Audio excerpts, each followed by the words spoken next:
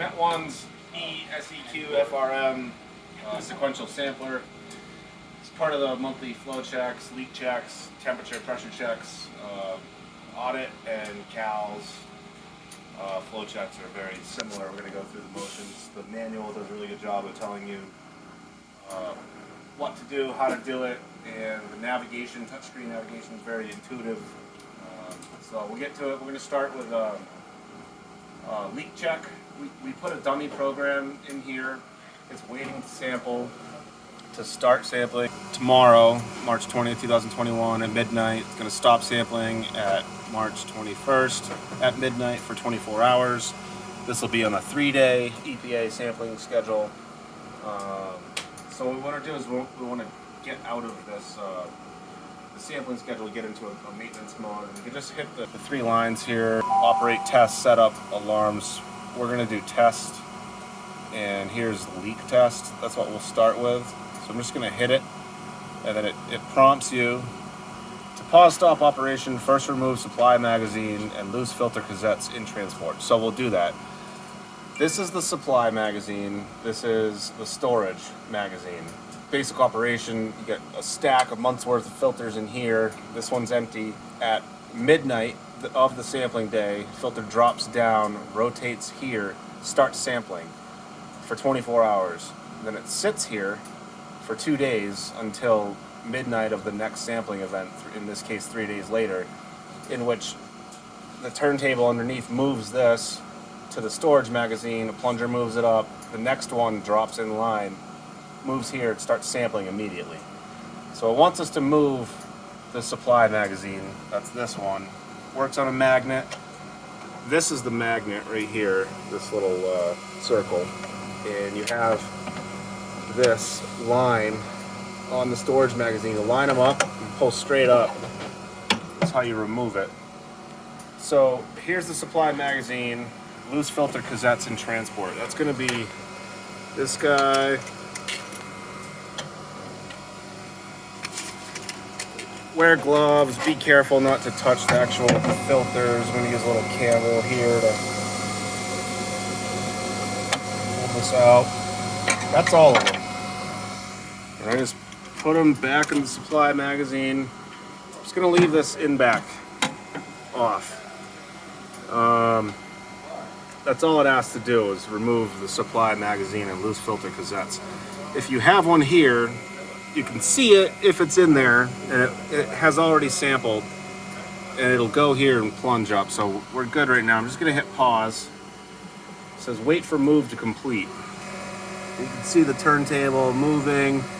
There's no filter there because it's a dummy run, but you'll see the plunger start coming up. That would have a sampled filter in it, and now it says operation on the front panel. It says okay to remove storage magazine. So there's storage magazine. I'm just going to keep that in the back for now. Hit off, and now we're doing a leak test. It gives you 2 options: external, internal. External leak test has a hole in it.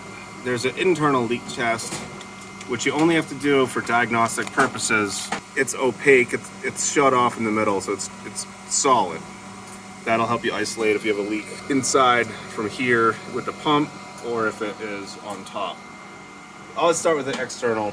Tell this has 2 sides. This has got a little bevel to it. The bevel is the top. If you were curious, you could look at one of the filter cassettes and you can match it up. It says select leak test type. We're gonna hit external.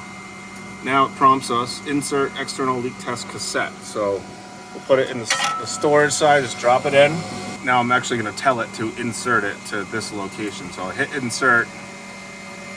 See the turntable moving. This will prompt us when it's over. We're in the external leak test, waiting to start. First, we want to close this before you hit start. So that's off, and then we tell it to start. Waiting for pressure. You'll hear the pump kick on momentarily. There it is, and it's just a brief blip. It builds up pressure, and it has a vacuum. It'll tell you the status, vacuum settle, and then it'll say waiting. This leak check will last for 3 minutes, and it'll tell you if it passed or failed. We'll just leave this on until we see it, once the vacuum settled out and it says wait. All right, status, it says measuring leak. elapsed time is 0.2 minutes. So again, this will go for a total of 3 minutes. It's interesting that it says leak pass. I don't know why it says that. All the ones that I've seen say leak pass, even though we're measuring the leak. Down here at the status, after 3 minutes, we should see it actually say pass, leak check passed, and it'll have the criteria. So we'll come back in 2 minutes. Leak check's over. It says elapsed time, 3 minutes. Still, it says leak pass like it did before. But anyway, the status says leak test pass. That's what we want. And it tells you the criteria that it passed at, 63.7, greater than 5 millimeters. That's what you write down in the sheet. Go to the top here. We're still shut off, so an important part of leak test is to turn this open. You'll hear it, the vacuum go away. And we're gonna come down on the screen, exit out. It says remove cassette. That's what we want to do. So hit remove. You'll see the turntable rotate counterclockwise, plunger come up,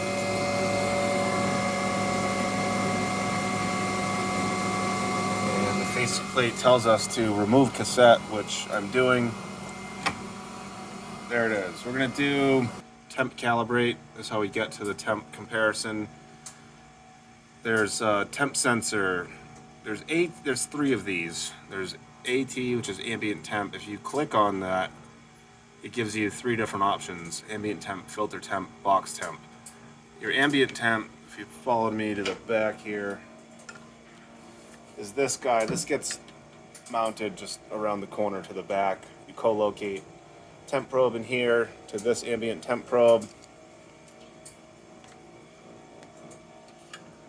like so. Let it equilibrate out of the sun and write those numbers down. So if I select the ambient temp and hit OK, that gives us this screen. 22.4 is what the sampler's at. Our standard, if we wanted to enter in to actually calibrate it, you would hit this, enter in whatever your standard says, hit OK, which in this case I just hit 0. 4, okay. You can do a 3-point cal here. I don't think that's necessary for our purposes, but there's 2 other temperatures we want to check. So again, the screen, you exit out, temp calibrate, and then this is your main temp screen. If you hit whatever is in here, it could be AT, FT, or BT. Again, ambient temperature, filter temperature, and box temperature. I'm going to go to FT and hit OK. The E-sequential is reading 23, and then our standard, we got to see. The filter temp is at the filter, which is right here. And to get there, there's these slide couplers. So I'm going to slide this one down. This is important too. If you're doing PM10, this is just going to be a straight tube. You won't have the PM2.5 cyclone. You'll only have the PM10 head up here. But same procedure whether it's 2, 5, or 10. You push up the top slide coupler, this one down, this little connector piece comes out, and I usually just keep that there. I want to take this off. Okay. And that gets us down to where our filter is. That's where we're going to co-locate our reference. And you don't want it to touch the metal, you don't want it to touch the filter, you kind of just want to hang it in there. And if you're in the shadows, try to get an umbrella or something to shield any sunlight that would come down and cause this to be getting warmer. You want this to be somewhat of as much of a stable environment as you can. Once you get a stable reading, you just take this out and record your value. Next up is the box temp. We go to BT, hit OK, that selects it. So the temp sensor that we've selected is BT, tells you what it's reading, and then if we want to tell it what our standard reads, it's right there. The box temp is back in here. So basically you want to get as close as you can. Again, not touching metal, just kind of getting to the air around it. Let it equilibrate for, I'd say, at least a minute. And all these temps, you're looking plus or minus 2.1 degrees C for passing criteria. So there's your collocation. Jot all those numbers down. You can hit exit. That's the temp. Pressure's super easy. It's the next on the screen. There's two pressures. Again, similar to the temp, you'll have this BP, that's barometric pressure. And then if we hit it, there's filter pressure as well. We'll do barometric pressure first. This is just, my standard is here. The pressure sensor's just in this unit. You're close enough right now to do the filter and the barometric pressure. So you write that down, compare it to your standard. Again, go back, gonna hit the filter pressure, okay. And then write what the E-sequential says, compare it with your standard. Pressure's done. Next up, we'll do the flow calibrate. All right, so the flow calibration, flow check, flow audit, again, simple procedure, same procedure. Typically for an audit, you just do the 16.67 point.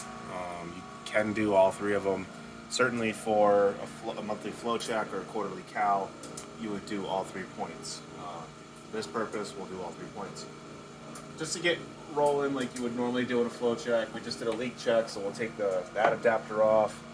We're going to put our flow check adapter on, seated correctly.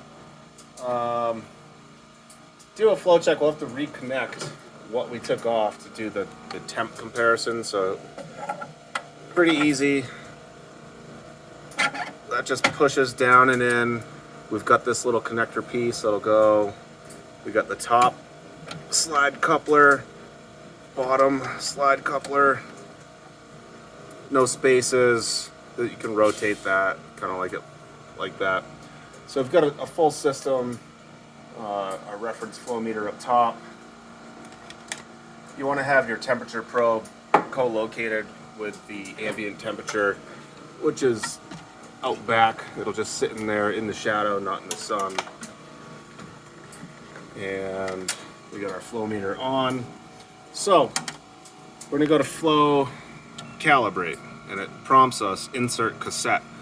You want to use a cassette with a filter in it that's a dummy filter that isn't going to be sampled, will never be confused for a sampled filter. In this case, we just loaded one. We have plenty of these at our office here. So I'm going to insert the cassette in the load magazine, and on the screen I'm going to command it to insert.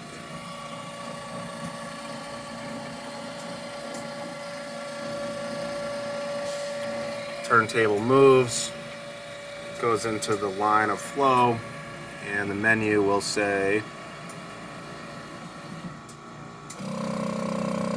well, we're start sampling right away.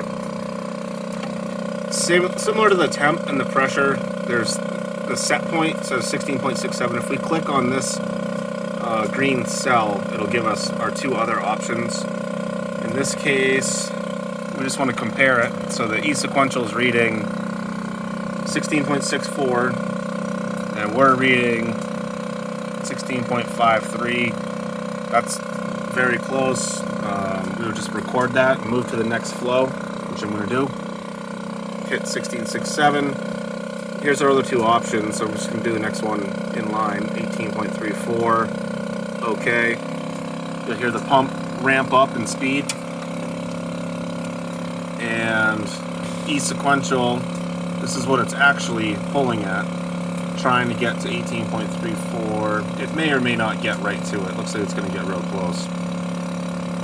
So again, we're comparing 18.15. It's still going up a little, 1.6 to, there we are, 18.34. When it's stable, take both your readings. We're going to go to our final point, 15. Okay. Pump kicks down a little. Wait till this stabilizes at 15.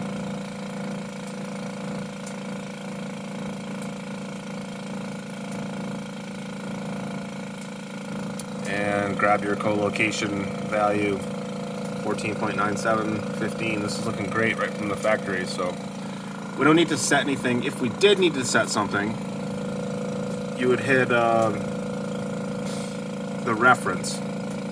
You would punch that in, and you would tell it what we're reading, which right now I'm actually reading 14.92. I'm going to tell it 14.92. Okay. And it'll adjust.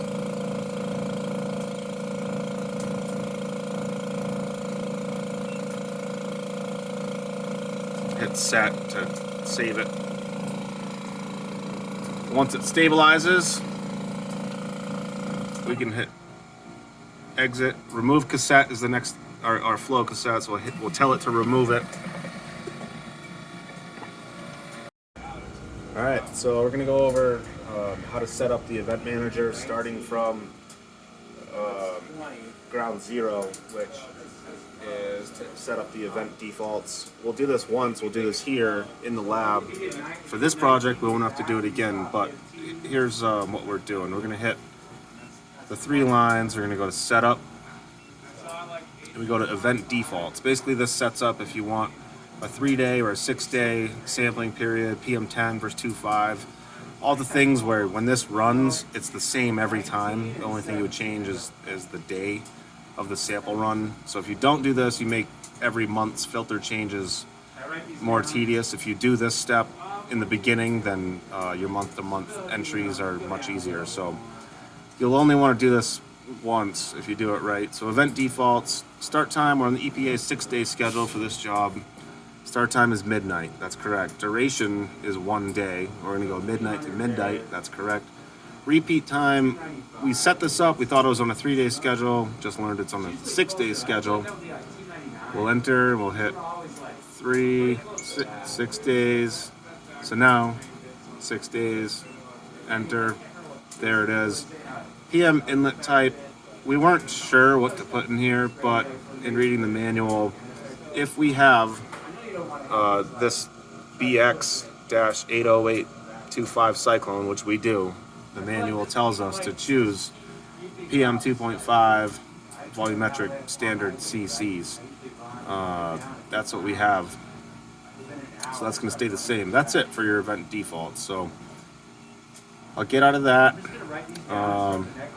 Standard temp is set to 25C. We're going to leave it there. You can set the clock in here, unit ID if you need to give it one, password. Probably won't ever need that. Alright, I'm going to go hit these 3 lines. Go to setup again. Nope. Operate.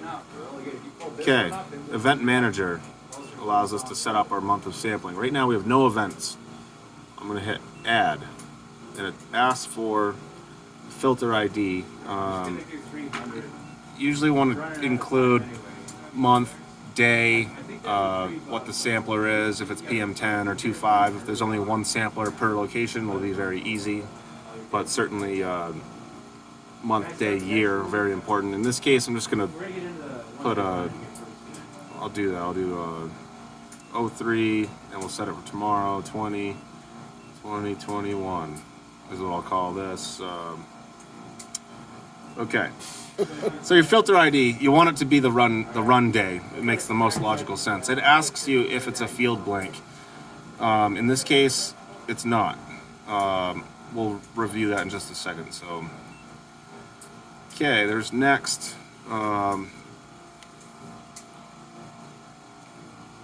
There's our ID. Start time is 3/20/2021 at midnight. Duration 1 day. Inlet type, that's what we entered from our defaults. That's great. I'm going to hit save. So now we have an event. I'm going to add another one.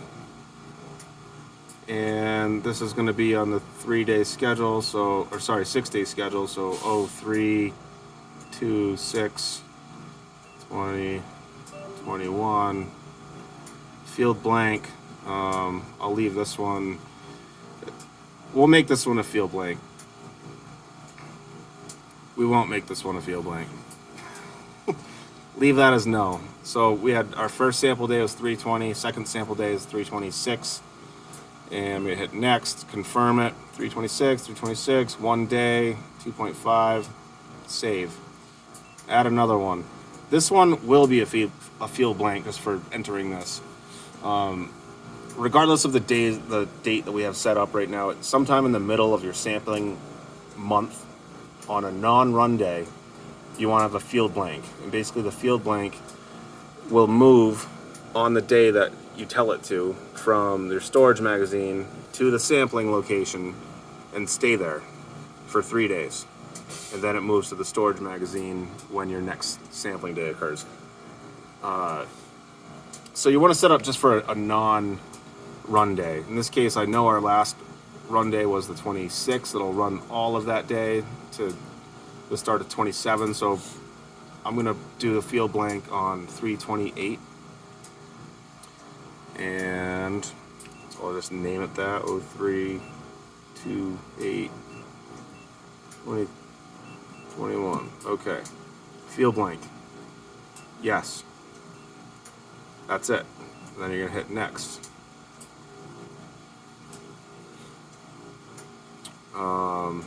Start time. We don't want it to run on the next sampling day or 4/1, which is how we labeled it. So year 2021, we said 3/28, so the month is incorrect. So 3 day, it's going to be 28, and hour and minute is going to be midnight, just to keep it consistent. Hit OK. Save. So now we have 0320, 0326, 0328. This is our field blank on a non-run day. Again, I don't know if these match up right now to the EPA 6-day schedule. We're just doing this arbitrarily, but you want this to be on the EPA PM schedule. I'll add one more, 26/31, so 4/2, 4/1 would be the next day. 04/01/2021. Okay, field blank. This one's not. Next. Start time. Because we put a field blank in, it's still a little confused, but month, 4, day, 1, hour and minute is going to be midnight again, 00. Okay. And save. So we have sample day, field blank, sample day on the 6-day EPA schedule. You run through that for a whole month. That's it, really. All right, a couple last PS tidbits here. Here's our screen. We got our dummy test in. It says it's waiting. We still have the storage magazine and the supply magazine off.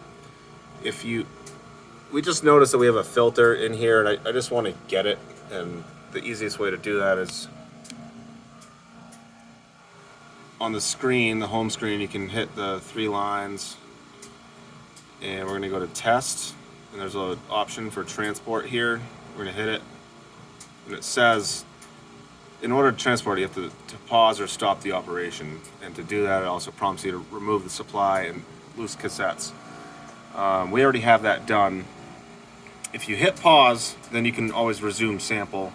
If you hit stop, it wipes out your whole event manager, so you would have to re-input all of your run days, your field blanks, train blanks. So we're going to hit pause. Wait for move to complete. This should rotate. We should be able to get our filter.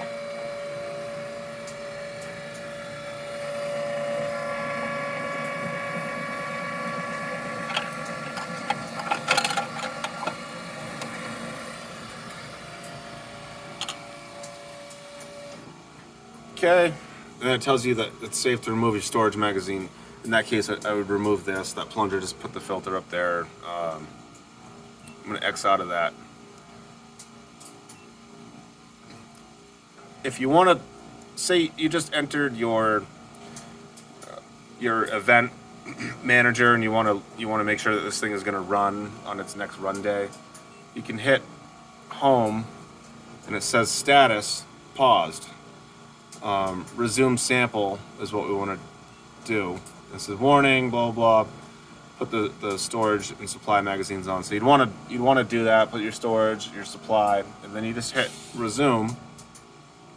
And this is your main screen when you complete your audit, your calibration, your filter exchange, your flow check, whatever it is. When you're right before closing the door, you want to make sure that you see status, waiting for the next sample day. You should have your sample ID of the next filter to sample, and it should tell you what it's waiting for. In this case, sample start is March 20th, 2021, and the sample stop 24 hours later, 3/21/21. That's what we set it up for. That's what we want. So put the head back on. Go ahead and shut her up, and good to go.